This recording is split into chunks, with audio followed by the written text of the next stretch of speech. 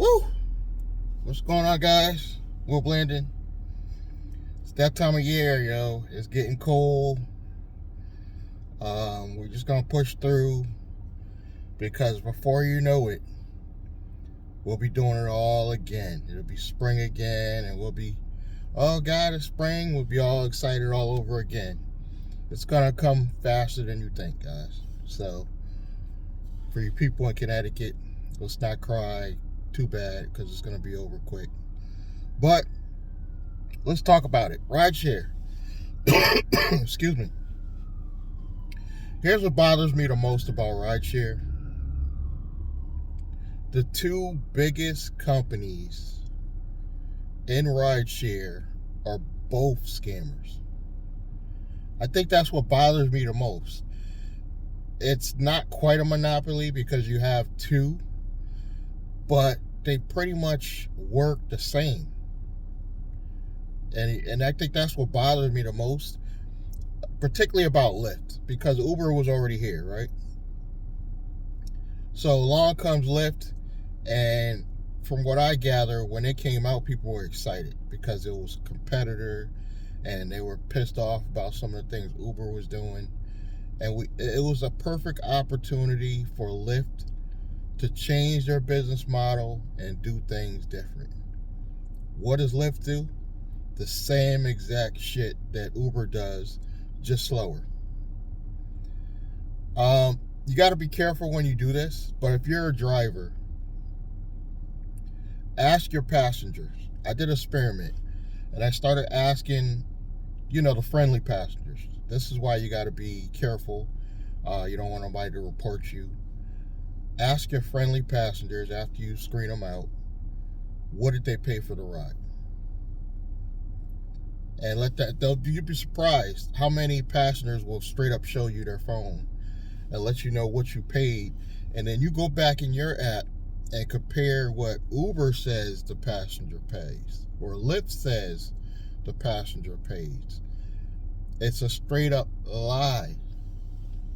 I don't know how this is even legal. Now, when they did come up with the upfront fares, I was happy. But I knew it was going to be a nickel and dime scam.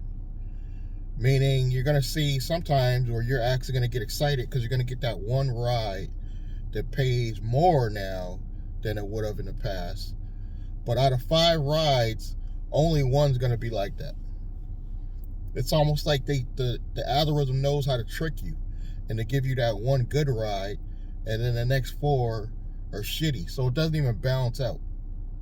That's what's been happening to me. I will get periodically through the day, and 4 to 5 hours, I'll get a ride that actually makes sense per dollar amount from what they tell us. But I found out recently that I'm going off what I think the customer's paying. But because the amount they're showing you, that they're paying you, or they're saying the ride is, that quote is way off from what they're getting for the actual ride. So it's hard to almost factor it out until you talk to your friendly passenger and be like, look, how much you really pay for this? And honestly, guys, I wish I didn't even ask. On a small rides, you're gonna get about 50%. Sometimes slightly more. I'm talking, when I say small rides, I'm talking like $5, $6. Under $10 rides, you might actually make a decent percentage. But when you do these long rides, I'm seeing now that rides where I used to make $50, I'm only making $30. Rides that I used to make $20, now I'm only making $10.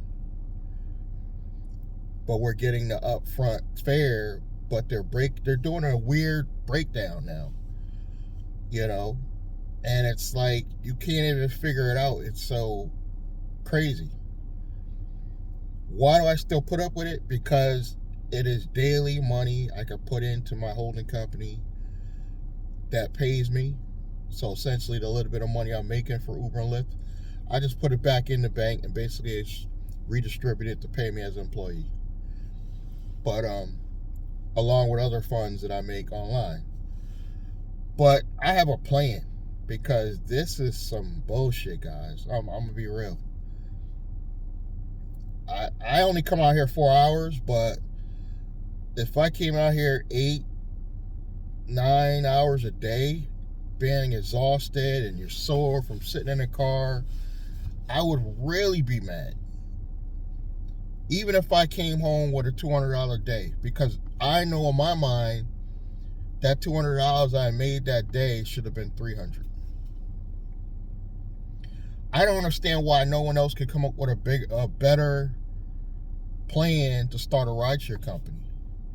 The one company that had a good idea as far as how they were gonna charge was this company called Trip, that did turn out to be a scam to my knowledge. But at least the overall way they were trying to charge people was getting passed in every state. They were passing it through every state that they were trying to push their plan through. And their plan was basically they were going to charge a monthly subscription rate. You know, like you just pay a certain amount for a subscription, and all the money goes to you. The problem I think they ran into, and why I say it was probably a scam all along, is they incorporated network marketing. I think that's what it was, because, and I truly believe if there was no network marketing involved, it would have happened. It would have went down the right way. And not saying all network marketing companies are scam, because I'm promoting MWR Financial right now, and it is a network marketing company. But a lot of network marketing companies get labeled a scam because they're network marketing companies, so they're automatically labeled a scam. This company actually was confirmed a scam after the fact. They did a big event.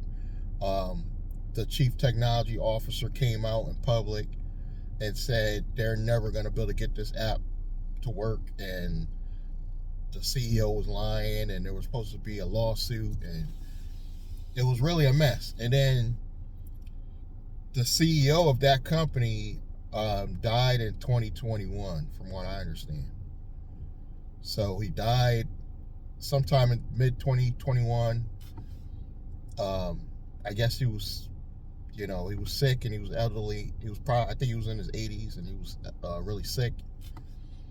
And so, quote unquote, supposedly his son is continuing on this revolution, and they were trying to do it in the food delivery industry.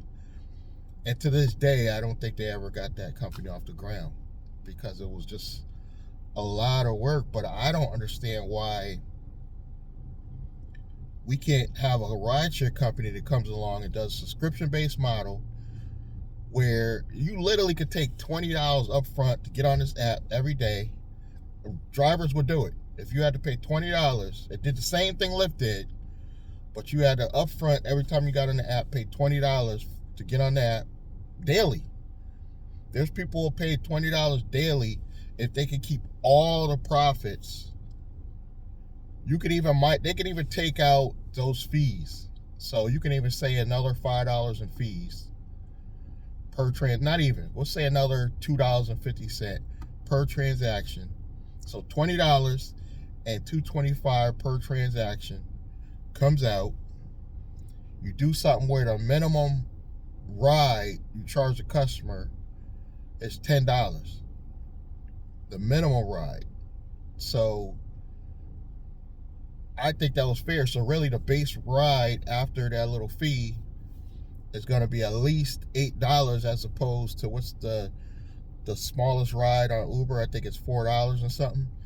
And now with Lyfts, I was at somebody's house, and when you hit, the passenger didn't show up, you called, it's only $2 and something change.